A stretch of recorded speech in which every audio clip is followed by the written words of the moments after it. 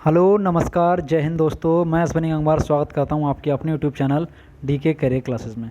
और कैसे हैं साथियों, कैसे चल रही है आप सब लोग की तैयारी। तो साथियों, जैसा कि आप लोग जानते हैं, मैंने आपके लिए ग्रामीण प्रवेश की थ्योरी पढ़ाई थी पूरी। और इसके अलावा मैं आपके लिए ग्रामीण प्रवेश उत्तर प्रदेश लेखपाल में जो आता है उसके लिए मैं आप लोग के लिए प्रैक्टिस भी करा रहा था। तो उसमें मैंने आपके लिए 9 प्रैक्टिस पेपर करा दिए थे। आज मैं उसी सीरीज के बढ़ते हुए क्रम में आपके लिए प्रैक्टिस सेट नंबर 10 लेकर आया हूं, जो कि ग्रामीण प्रवेश में बहुत ही इंपॉर्टेंट साबित होगा आप सभी के लिए। तो इसको आप लोग देखिएगा और फिर इन क्वेश्चनों को समझने का प्रयास कीजिएगा। आज के प्रैक्टिस सेशन का पहला सवाल है कि निम्नलिखित में से कौन सी फसल दलहन व तिलहन दोनों में आती है। आपको बताना है दलहन और तिलहन दोनों में आती है, उस फसल का नाम बताइएगा जो दलहन और तिलहन दोनों में आती है। ठीक है, सोयाबीन है, सूरजमुखी है, मक्का है या कुसुम है। तो बताइएगा कौन सी फसल है जो दलहन और तिलहन दोनों में आती है। तो इसका राइट आंसर हो जाएगा option number A, soybean. Soybean दलहन और तिलहन दोनों में शामिल फसल है। ठीक है, और दलहन वो फसलें होती हैं जिनमें प्रोटीन बहुत अधिक मात्रा में पाया जाता है, और सोयाबीन में सबसे ज़्यादा प्रोटीन पाया जाता है। लगभग इसमें 42% प्रोटीन आपका पाया जाता है। कितना? 42% प्रोटीन जो होता है वो आपका सोयाबीन में ही पाया जाता है। ओके, तो इस चीज़ को भी आप लोग याद रखिएगा, 42% प्रोटीन जो आपका है वो सोयाबीन में पाया जाता है। तो ये आपके सेशन का आज पहला सवाल हो गया। इसी के बाद फिर आगे बढ़ते हैं। अगला सवाल है कि जवाहरलाल नेहरू ने राजस्थान के नागौर ज़िले से सर्वप्रथम कब पंचायती राज का शुभारंभ किया था। आप लोग भी जानते हैं कि सबसे पहले जो पंचायती राज व्यवस्था का शुभारंभ हुआ था वो राजस्थान के नागौर ज़िले से हुआ था। ठीक है, शुरू किसने किया था ये भी आप लोग जानते हैं। उस समय प्रधानमंत्री कौन थे हमारे? JL नेहरू जी थे। राजस्थान के नागौर से शुरू हुआ था। तो डेट पूछिए यहाँ पे कि कब हुआ था शुरू। ठीक है, नागौर ज़िले से सर्वप्रथम पंचायती राज व्यवस्था की शुरुआत हुई थी, लेकिन कब हुई थी? 2 अक्टूबर 1958 को, 2 अक्टूबर 1959 को, 5 अगस्त 1960 को, या 2 अक्टूबर 1961 को। कई बार ये पूछ चुका हूँ मैं आपसे सवाल, और मैंने आपके लिए पंचायती राज व्यवस्था पढ़ाया भी है थ्योरी में बहुत अच्छे से। जिसको ना ध्यान हो तो वो एक बार दोबारा इस क्लास को दे सकता है। पंचायती राज व्यवस्था का क्लास शुरू में ही पढ़ाया था। तो सभी लोग बताइएगा बेटा, राजस्थान के नागौर ज़िले से कब शुरुआत हुई थी। तो इसका राइट आंसर हो जाएगा ऑप्शन बी, 2 अक्टूबर 1959 को ही शुरुआत हुई थी। ओके बेटा जी। अगला सवाल, ऑपरेशन फ्लड का तीसरे चरण का समय था। ऑपरेशन फ्लड जो चला था इसके तीसरे चरण का समय क्या था? 1970 से 1978, 1980 से 1998, 1950 से 1976, 1985 से 1995। बताइए ऑपरेशन फ्लड के तीसरे चरण का समय क्या था। तो पहले तो बात करते हैं ऑपरेशन फ्लड के प्रथम चरण की। प्रथम चरण जो चला था वो 1970 से चला था, 1970 से लेकर 78 तक चला था। दूसरे चरण की बात करते हैं तो ये 1978 से लेकर 85 तक चला था। तो 2 चरण तो आपके यही हो गए, 70 से 78 वाला और आपका 78 से 85 तक। 2 चरण ये हो गए। जब तीसरे चरण की बात करते हैं तो ये 1985 से लेकर आपका 1995 तक चला था। यानी आपका जो राइट आंसर यहाँ पर हो जाएगा वो हो जाएगा आपका ऑप्शन नंबर डी। ठीक है, तो ये आपका ऑपरेशन फ्लड का तीसरा चरण। ऑपरेशन फ्लड किससे संबंधित है? तो ऑपरेशन फ्लड जो आपका है वो दुग्ध क्रांति या दूध उत्पादन से संबंधित है। अगला सवाल, भारत में योजना आयोग की स्थापना किस वर्ष की गई। आपको बताना योजना आयोग की भारत में स्थापना कब की गई। सन 1987 में, 1989 में, 1995 में या 1950 में। बताइएगा योजना आयोग की भारत में स्थापना कब की गई और इसके प्रथम अध्यक्ष कौन थे। तो योजना आयोग की अगर मैं बात करूं गठन की या स्थापना की, तो इसकी सन 1950 में स्थापना की गई थी। और इसके अगर प्रथम अध्यक्ष की बात करें तो जो थे हमारे वो प्रथम प्रधानमंत्री भारत के थे पंडित जवाहरलाल नेहरू, वही इसके प्रथम अध्यक्ष थे। ठीक है, फिर 1 जनवरी 2015 को इसका नाम बदल के क्या हो गया है, योजना आयोग का नया नाम हो गया नीति आयोग। ये आप लोग जानते हैं, योजना आयोग का नया नाम हो गया है नीति आयोग। ठीक है, इसके अध्यक्ष कौन होते हैं? नीति आयोग के अध्यक्ष जो होते हैं वो हमारे प्रधानमंत्री जी होते हैं। ओके, तो आपका सवाल हो गया भारत में योजना आयोग की स्थापना 1950 में हुई थी। Option D is the right answer. अगला सवाल, निम्न में से कौन से धर्म से संबंधित व्यवहार नहीं है। ईश्वर पूजा, तीर्थ यात्रा, बाल विवाह या बलि प्रथा। तो ये 4 पॉइंट हैं, इनमें से आपको ये बताना है कि धर्म से संबंधित कौन सा नहीं है। तो बेटा धर्म में ईश्वर पूजा भी होती है, तीर्थ यात्रा भी है, कुछ जगह बलि भी चढ़ाई जाती है कुछ धर्मों में। लेकिन जो बाल विवाह की प्रथा है ये धर्म से संबंधित नहीं है, तो आपका option C is the right answer. बल्कि ये धर्म से संबंधित ना होकर ये समाज में फैली हुई एक कुरीति है या कुप्रथा है। ठीक है, अगला सवाल, पंचायती राज व्यवस्था को सुदृढ़ बनाने के लिए सुदृढ़ बनाने के लिए कौन सा संविधान संशोधन किया गया? यानी पंचायती राज व्यवस्था को मजबूत करने के लिए कौन सा संविधान संशोधन किया गया, आपको ये बताना है। 73वां संविधान संशोधन, 42वां संविधान संशोधन, 81वां संविधान संशोधन या 44वां संविधान संशोधन। तो बताइए पंचायती राज व्यवस्था को सुदृढ़ बनाने के लिए कौन सा संविधान संशोधन किया गया? तो बेटा एक संविधान संशोधन हमारा आया था 73वां संविधान संशोधन, जो कि हमारा 1992 में आया था, ये किया गया और ये 24 अप्रैल 1993 से लागू हो पाया। इसीलिए प्रत्येक वर्ष 24 अप्रैल को हम लोग पंचायती राज दिवस को मनाते हैं। ठीक है, आपका ये 73वां संविधान संशोधन 1992 में लाया गया था और इसके बाद ये 24 अप्रैल 1993 को लागू हुआ। इसीलिए हम लोग प्रत्येक वर्ष को 24 अप्रैल को पंचायती राज दिवस के रूप में मनाते हैं। ओके, अगला सवाल, किस संविधान संशोधन द्वारा नगर पालिकाओं को संवैधानिक दर्जा प्रदान किया गया? किस संविधान संशोधन द्वारा नगर पालिकाओं को संवैधानिक दर्जा प्रदान किया गया? बताइएगा। 73वें संविधान संशोधन द्वारा, 74वें संविधान संशोधन द्वारा, 91वें संशोधन द्वारा या 92वें संविधान संशोधन के द्वारा? तो बताइएगा बेटा, जो हमारे नगर पालिकाएँ हैं इनको संवैधानिक दर्जा कौन से संशोधन के द्वारा प्रदान किया गया? बताइएगा बेटा।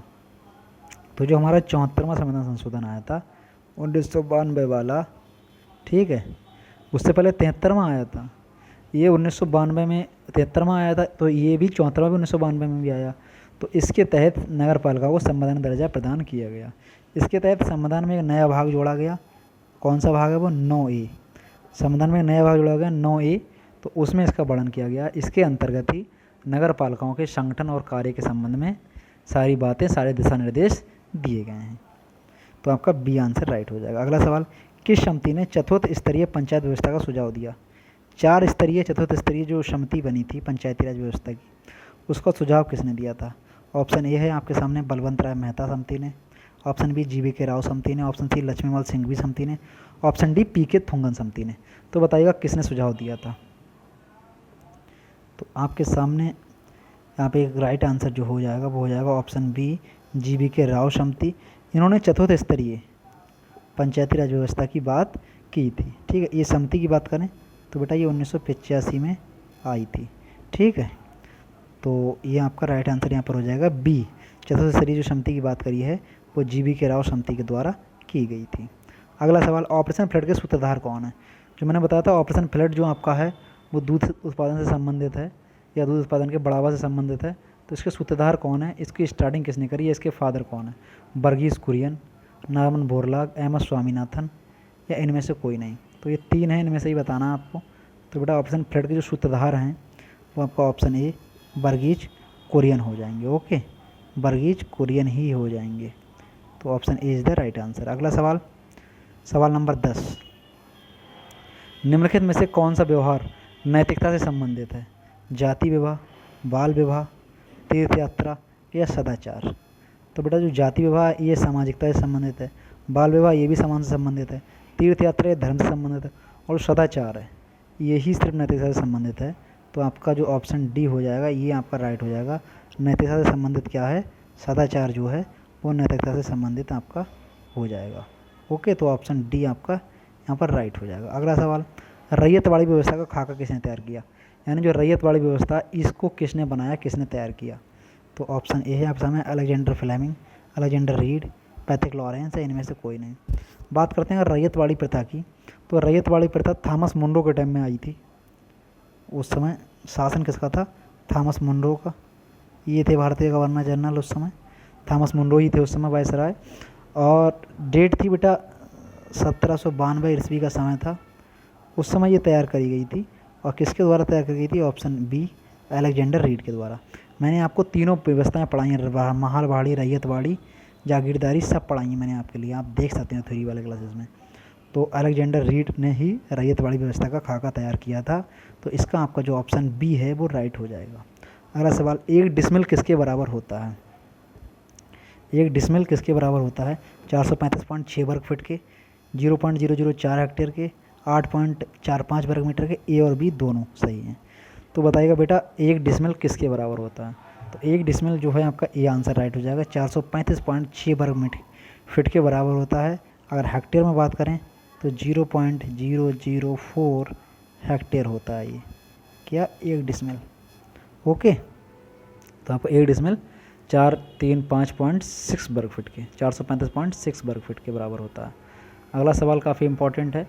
जो मध्याह्न भोजन योजना का कार्यक्रम है, जो हमारे स्कूलों में, प्राइमरी स्कूलों में खाना बढ़ता है, एमडीएम जिसे बोलते हैं या मिड डे मील बोलते हैं, तो मध्याह्न भोजन कार्यक्रम के अंतर्गत मध्याह्न भोजन पकाने, परोसने व उपभोग में स्वच्छता का ध्यान रखने के लिए जांच पड़ताल कितनी आवृत्ति पर करनी चाहिए?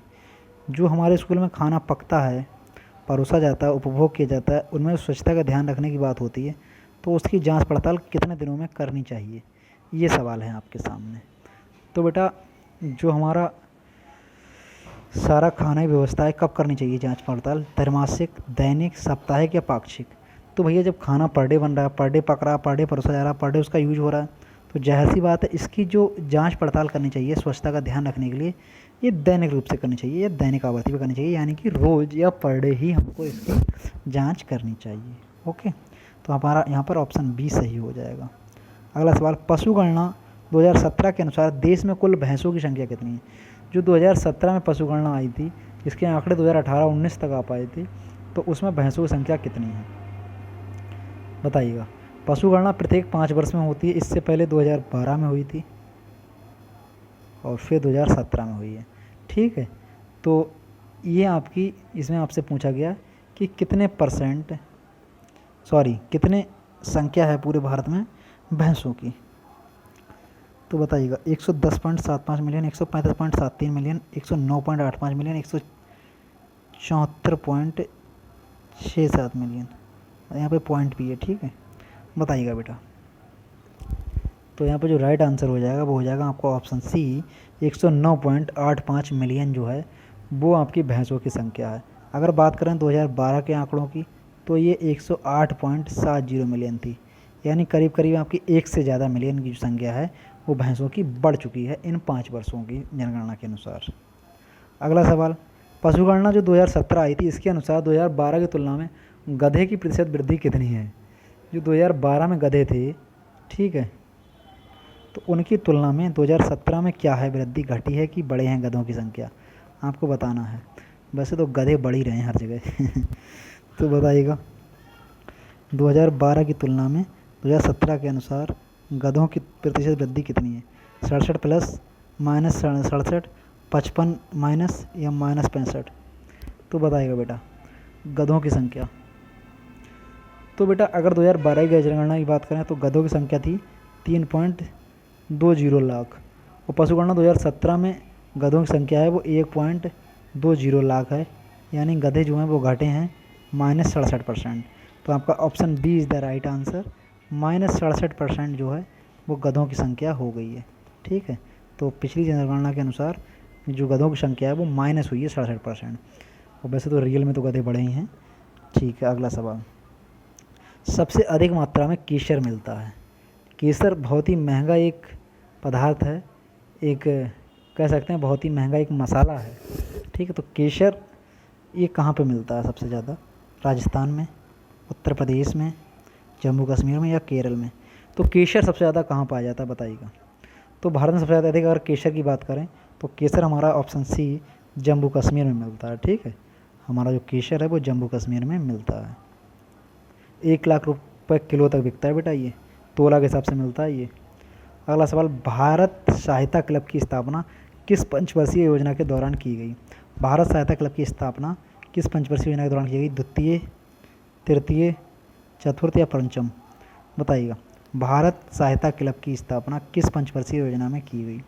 तो भारत सहायता क्लब की जो स्थापना की गई थी बेटा वो ऑप्शन ए हो जाएगा आपका, द्वितीय पंचवर्षीय योजना के दौरान की गई। इस योजना का जो लक्षित विकास था वो 4.5% था। ठीक है, किंतु प्राप्ति जो हुई थी वो 4.2% की हुई थी। ठीक है, तो आपका ये द्वितीय पंचवर्षीय योजना में भारत सहायता क्लब की स्थापना की गई थी। अगला सवाल, 1925 में कांग्रेस के कानपुर अधिवेशन की अध्यक्षता किसने की? बहुत ही इंपॉर्टेंट सवाल है ये।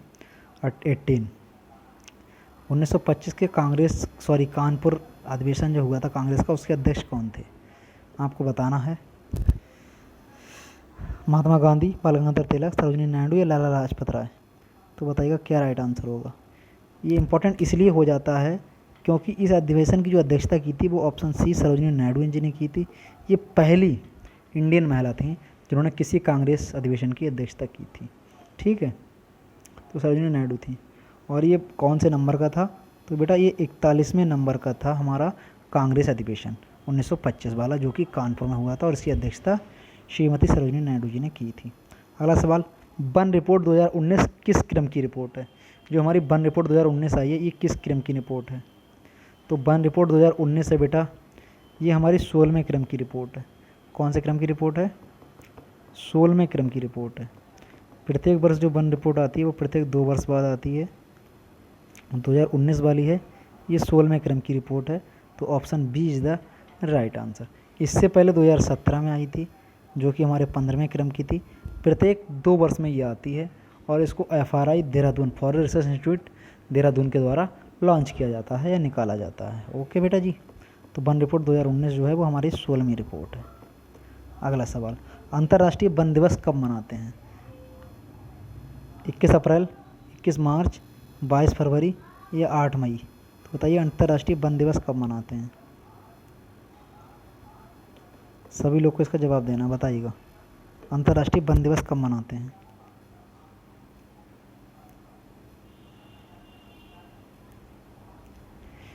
तो अंतर्राष्ट्रीय वन दिवस जो बेटा प्रत्येक वर्ष मनाते हैं वो 21 मार्च को मनाते हैं। Option B is the right answer. अगर मैं बात करूं कि किसने शुरुआत करी और कब की, तो अंतर्राष्ट्रीय वन दिवस जो मनाया जाता है इसकी घोषणा जो करी थी वो संयुक्त राष्ट्र महासभा ने की थी और 28 नवंबर को की थी 2012 को। तब से ही हम प्रत्येक वर्ष 21 मार्च को हमारा प्रत्येक वर्ष अंतर्राष्ट्रीय वन दिवस मनाते हैं। और इसका उद्देश्य मेन होता है कि जो पेड़ों हैं, हमारे पेड़ हैं और जो हमारे वन हैं, इनके महत्व पर प्रकाश डालना और इनके बचाव के लिए योजना बनाना, ये इसका प्रमुख महत्व है, यह प्रमुख उद्देश्य है। अगला सवाल, इनमें से कौन मीट्रिक इकाई नहीं है? मीट्रिक इकाई नहीं है, ठीक है बताइएगा।